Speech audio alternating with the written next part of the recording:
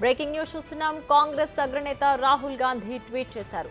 100 రోజుల్లోనే స్విస్ బ్యాంకుల్లోని నల్లధనాన్ని వెనక్కి తెస్తామని హామీ ఇచ్చి అధికారంలోకి వచ్చిన కేంద్రం సొంత బ్యాంకు డేటాను దాచిపెట్టి సుప్రీంకోర్టులో తల దించుకుందని ఎద్దేవా చేశారు.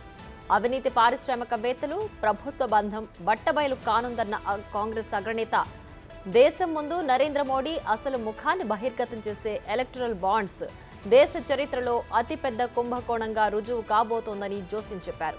దీంతో నరేంద్ర మోడీ విరాళాల వ్యాపారం బట్టబయలు కానుందని రాహుల్ అభిప్రాయం వ్యక్తం చేశారు. కాలక్రమం స్పష్టంగా ఉంది, విరాళం వ్యాపారం తీసుకోండని ట్వీట్లో పేర్కొన్నారు. విరాళం ఇవ్వండి, రక్షణ తీసుకోండి అనే విధంగా వ్యవస్థ మారిందని అన్నారు. విరాళాలు ఇచ్చే వారిపై వరాల జల్లు కురిపించి సామాన్య ప్రజలపై పన్నుల భారం మోపుతున్నారని, ఇది మోడీ ప్రభుత్వం అంటూ రాహుల్ ట్వీట్లో పేర్కొన్నారు.